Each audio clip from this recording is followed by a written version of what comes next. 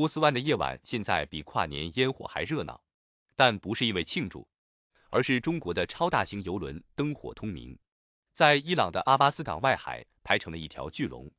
卫星影像显示，密密麻麻的船只点亮了整个海域，从港口作业区一路蔓延到公海，雷达上的光点连成了串，简直像是战争迷雾中的黄金运输线。这些船上挂的不是伊朗旗，也不是什么幽灵船的方便旗，而是清清楚楚的5星红旗。革命卫队的快艇飞弹不拦，还在旁边护航。这画面让在巴林值班的美国第5舰队指挥官气得血压飙升，却只能透过剑桥窗户前瞪眼。为啥？因为上面写着 Costco 的英文字样，动了这些船，等于直接向北京宣战，装载速度简直疯了。往常一艘 VLCC 装满200万桶原油，至少要花上1整天。现在伊朗的油港吊臂24小时嘎吱作响，工人3班倒，硬是把时间压缩到8小时内。船上流传的消息是，中国船员接到特殊指令，卸完货立刻掉头回来，不要计算工时，奖金按趟计算。有些船甚至等不及进港，直接在公海锚地透过水下油管进行漂移式装载。这哪里是贸易，根本是战时状态的抢运大作战。背后只有一个简单逻辑：伊朗被美以空袭炸穿了家底，急需现金换取军备和物资，而全球唯一敢也唯一有能力吞下这些黑金的买家，只有中国。价格才是真正的细肉。国际布兰特原油现在每桶还在85美元上下挣扎，但德黑兰交易所私下给中国买家的报价已经滑到65美元左右，将近20美元的价差，等于每艘 VLCC 跑一趟，中国买家账面上就先净赚3000万美元，这还没算上精炼后的价差。福建漳州的民营炼油厂老板们现在天天紧盯波斯湾的卫星图，手机里装的不是交友软体，而是船舶追踪 App。 一位不愿具名的浙江贸易商在电话里笑着说，这比炒房还好赚，飞弹在天上飞，我们在底下捡黄金，美国人要制裁，请便，我们的邮轮名字就叫制裁无效号。金融战线的斗法更精彩，美国切断伊朗的 SWIFT 结算系统，没关系，中国的跨境人民币支付系统此时成了及时雨，交易不再经过纽约或伦敦，而是在上海和德黑兰的银行伺服器之间直接完成。伊朗拿到的是人民币数字，立刻可以在中国购买从无人机零件到小麦的一切物资。华尔街的分析师看到人民币在中东原油交易的占比像火箭般窜升，不禁哀嚎，这不是在挖美元墙角，这是在墙角埋炸药。更绝的是中资保险公司的战区特惠条款，保费虽然比平时高，但背后显然有国家级的在保险机制撑腰，否则谁敢承保在飞弹射程内航行的100亿资产？沙乌地和阿联酋的石油巨头们心里五味杂陈，他们的油轮也在海上，但买家出价就是比中国低1截，原因无他，中国买的是风险折扣价，背后有整个国家体系承担地缘政治风险。阿拉伯海的夜晚出现了诡异的2幅景象，一边是中国船队灯火通明抢装油，另一边是其他国家的油轮为了省电而实行灯火管制，怕被误击。这种反差活脱脱就是全球秩序裂解的真实写照。拳头大的说了算，但现在有2种拳头，一种是美军的飞弹，一种是中国的钞票。拜登政府现在陷入了一个无解的死循环，派军舰拦截。中国海军的052D 驱逐舰最近在印度洋的活动频率大增，摆明了就是远洋护航的姿态。难道要为了击艘油轮，在西太平洋和波斯湾同时开启2场冷对抗，睁一只眼闭一只眼？那等于向全世界公告，美国的制裁令已成废纸。国务院的制裁专家最近头发白了许多，因为他们发现中国的民营炼油厂网络太复杂，就像打地鼠，堵住一个福建的，另一个山东的又冒出来。原油早已透过复杂的第三方混油换标签，流进亚洲各国的储油罐。这场波斯湾的石油狂欢，最后埋单的会是谁？短期看，是伊朗用资源换取了喘息的空间，中国用钞票囤积了战略储备。长期看，美元在能源交易的绝对定价权被硬生生撕开了一道人民币的口子。当各国发现，原来绕过美元、绕过美国海军的监视是可行的，那么下一次排队抢油的，恐怕就不只是中国船队了。美国主导的金融与军事霸权，正迎来一场缓慢而真实的凌迟。而这一切，都始于美以的炸弹落到德黑兰的那一刻，他们忘记了，在全球化时代，战争的后坐力，往往会以最意想不到的方式，打回自己身上。波斯湾现在是什么景象？中国的巨型油轮一艘接一艘，密密麻麻停在港口外面，排队队伍长到看不到尽头。卫星照片拍下来，那场面简直比过年抢头香还夸张。根据航运数据显示，光是一个晚上，在波斯湾主要港口外锚泊等待装油的中国籍或中方租用的超大型油轮，就暴增到超过220艘。这个数字是什么概念？差不多是把全球可用 VLCC 运力的将近1/4，全部调到伊朗家门口了。为什么这么急？因为仗打起来了，油价要飞天了。国际原油期货价格已经像坐火箭一样往上冲，布伦特原油每桶冲破$130，分析师都在喊今年看到$150不是梦。全世界的买家都在抢油，怕晚了就没货，或者贵到买不起。但这个时候，谁有本事冲进战火纷飞的波斯湾，把油安稳运出来？你看美国的船敢不敢靠那么近？伊朗革命卫队的飞弹可不是摆设，前一秒还在打以色列，下一秒说不定就盯着霍尔木兹海峡过往的船只。中国这布局根本是算好了时间点。一方面，伊朗被美以狂轰滥炸，急需出口石油换取硬通或来之称战争经济。谁是最大买主？就是中国。另一方面，中国也有巨大的战略储备需求，趁现在还能透过某种默契安全运输，赶紧能装多少装多少。这根本是一场建立在炮火下的能源豪赌。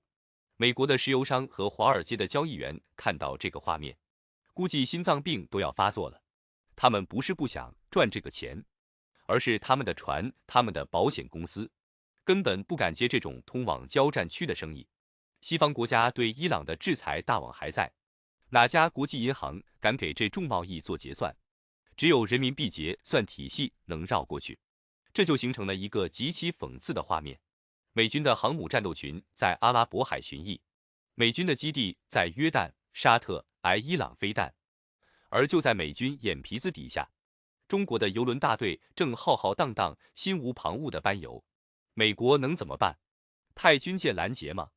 那等于直接对中国开火，全面冲突立刻上演。喊制裁吗？中国和伊朗的贸易早就有一套避开美元的地下体系，制裁根本是隔靴搔痒，只能眼睁睁看着中国用相对便宜的价格，把巨量的原油储备灌进自己的战略油库里。你以为这只是做生意吗？这根本是一场国运级的乾坤大挪移。美国在中东耗尽精力打仗，炸烂的是当地的机场和雷达站；中国在中东埋头运油，赚走的是实实在在的战略资源和未来几十年的能源安全。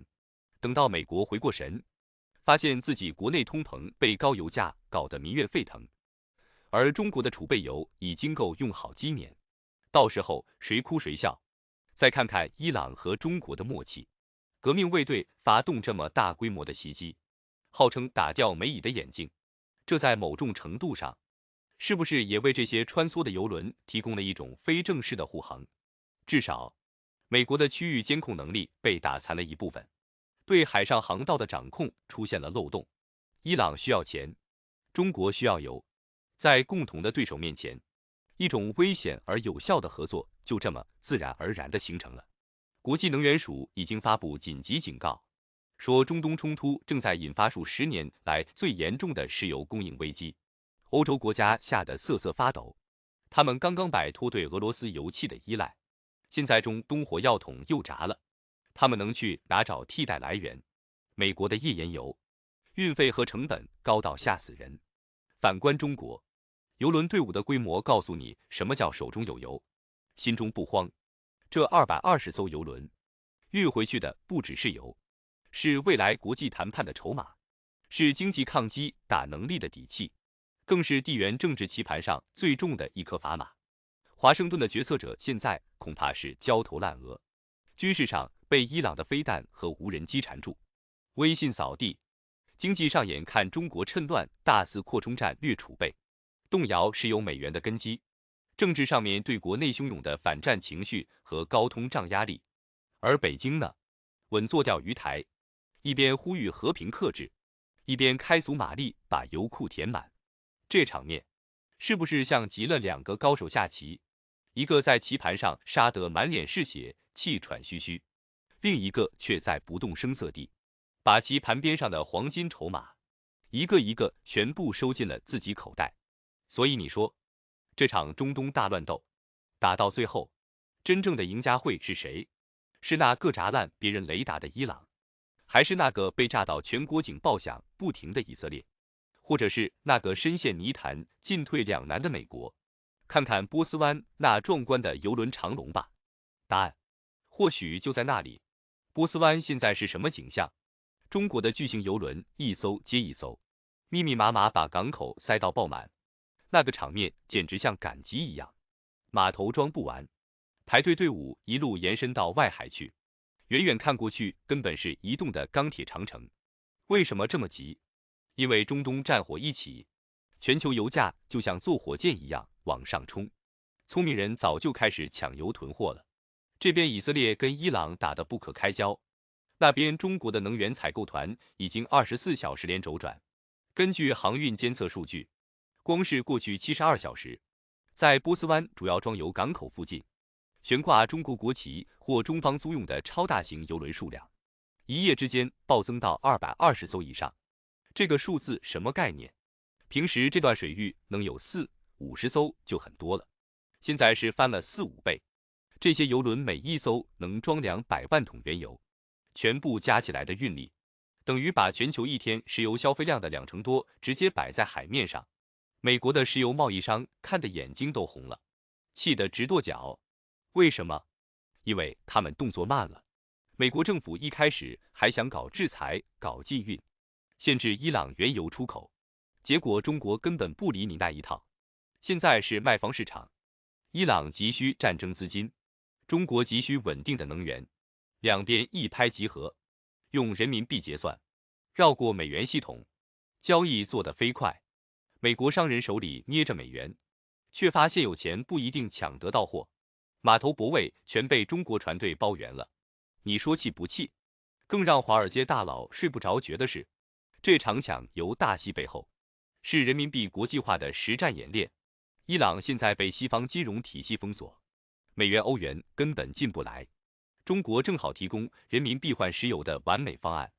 伊朗拿到人民币，回头就能向中国购买从日用商品到无人机零件的各种物资，一个完美的内循环就形成了。这等于是在美国经营了几十年的石油美元体系上，硬生生撬开了一个大口子。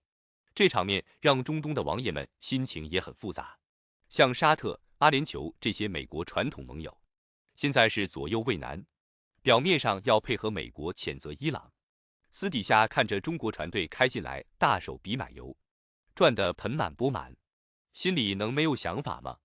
尤其是美国的防空系统在他们的国土上被伊朗一锅端，美国连自己的基地都保不住，还能保护他们吗？这种安全承诺已经开始大打折扣，反而是中国不干涉内政，只谈生意，一手交钱一手交油，显得特别可靠。你说国际油价会不会崩？短期内根本不可能。伊朗的真实承诺行动摆明了是持久战，每天上1000枚导弹和无人机在飞。霍尔木兹海峡这条全球能源大动脉随时可能被封锁，所有大买家都在疯狂囤货，中国只不过是动作最快、规模最大的那一个。这已经不是商业行为，这是国家级的能源安全战略。台湾的观众看到这里，你心里是什么感觉？还在幻想美国老大哥永远天下无敌吗？美国在中东的军事神话被伊朗一轮饱和打击就打出了原形。连几10亿美元的顶级雷达都保不住。当美国连自己的全球霸权和石油定价权都开始守不住的时候，他还有多少余力来保护台湾？到时候，台湾面临的恐怕不只是买不到油，而是整个经济命脉被人家捏在手里。回头看台湾的能源政策，98%靠进口，航线几乎都要经过这些冲突热点。一旦台海有事，或者全球航运被掐断，台湾的油库能撑几天？到时候别说开车了，恐怕连电都没得用。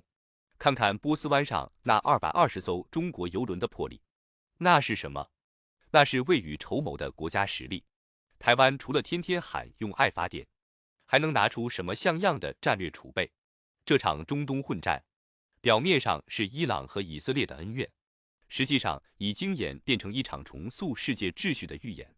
军事上，美国的绝对优势神话破产；金融上，石油美元根基动摇；能源上，中国展现出恐怖的动员和囤货能力。每一个环节都在拷问台湾，你的未来到底要绑在谁的战车上？是那个自身难保、威信扫地的美国，还是这个连美国都不敢正面硬碰、实力深不见底的大陆？台湾的政客们，别再天天搞意识形态吵架了，睁开眼睛看看世界吧。游戏规则已经变了。当波斯湾的中国邮轮多到堵船的时候，你就应该知道，这个时代的风向早就变了。波斯湾现在是什么景象？不是军舰，是邮轮。中国大陆的巨型邮轮密密麻麻挤在伊朗的哈尔克岛和阿巴斯港外海，排队等着装油的船队已经排到看不见尽头。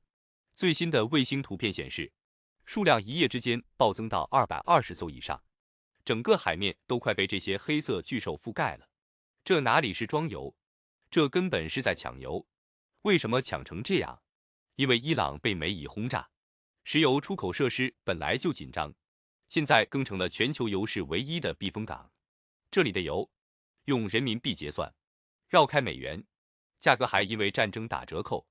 对中国来说，这不只是买油，这是在进行一场巨大的战略囤积和金融突围。美国的制裁铁幕被这220艘油轮硬生生撕开一个大口子。看着这个景象，最焦虑的是谁？是华尔街的石油贸易商和华盛顿的政客。过去，中东油阀的开关捏在美国手里，美元跟着石油走。现在呢，伊朗的油绕开美元体系，像开闸洪水一样涌向中国。美国商人不是跺脚，是心在滴血。每一艘驶往中国的油轮，都等于从美元霸权的根子上砍了一刀。你以为中国只是在买便宜油吗？那也太小看北京的战略棋盘了。这是在为后美元时代的能源安全铺路。美国带着以色列把伊朗往死里打，以为能掐断伊朗的经济命脉，结果呢，反而把伊朗彻底推向了东方的怀抱，把全球最大买家中国和能源巨头伊朗用人民币这条金融纽带死死绑在了一起。华盛顿的战略家们，这下是不是搬石头砸了自己的脚？再往深里看，这220艘油轮背后，是北京对中东局势的冰冷计算。美伊以打得越凶，传统的石油供应链就越脆弱。像沙乌地、阿联这些美国盟友，随时可能被卷入战火。中国呢，趁乱和伊朗把生意做实做铁。伊朗现在被西方孤立，急需资金和盟友。中国给钱买油，不干涉内政，简直是雪中送炭。这种关系是在炮火中淬炼出来的，比任何纸条约都牢固。看看德黑兰和北京的默契，伊朗革命卫队的飞弹满天飞，打的就是美以的军事节点和雷达眼睛，为的就是削弱美国的区域防空监控能力。这在客观上为谁创造了安全窗口？就是这些在波斯湾穿梭的中国油轮。美国的萨德雷达被炸瘫了，监视和拦截的能力大打折扣，中国船队的航行风险无形中降低了。你说这只是巧合？政治和生意到了大国博弈的层面，从来就分不开。对台湾的启示是什么？睁大眼睛看清楚，世界秩序是怎么变天的。美国连自己在中东的盟国基地都保不住，雷达被伊朗一个个点名敲掉，威信扫地，他还有多少余力来兑现对台湾那些空洞的安全承诺？当美国连伊朗的飞弹雨都拦得左支右绌，他还能跨过半个地球来保台湾？台湾有些人还在做着以美抗中的大梦，看看中东的硝烟，该醒醒了。未来会怎样？这220艘油轮只是一个开始，伊朗的真实承诺行动还在继续，战争很可能长期化、扩大化，全球能源格局和金融秩序正在发生一场静默但剧烈的地震，人民币石油的份额会暴涨，美元霸权的墙角会一块块被撬松。中国正在用真金白银和巨型油轮，为一个多极化的世界写下注脚，而台湾被绑在美国摇摇欲坠的战车上，还在为那些过时的政治口号自嗨。等到某一天，石油美元的根基彻底动摇，美国的力量从中东乃至全球收缩，台湾手里还剩下什么筹码？到时候，恐怕连排队买油的资格都没有，只能眼巴巴看着别人抢占未来世界的船票。这场发生在波斯湾的油轮大集结，就是给台湾最生动、最震撼的一堂国际现实课。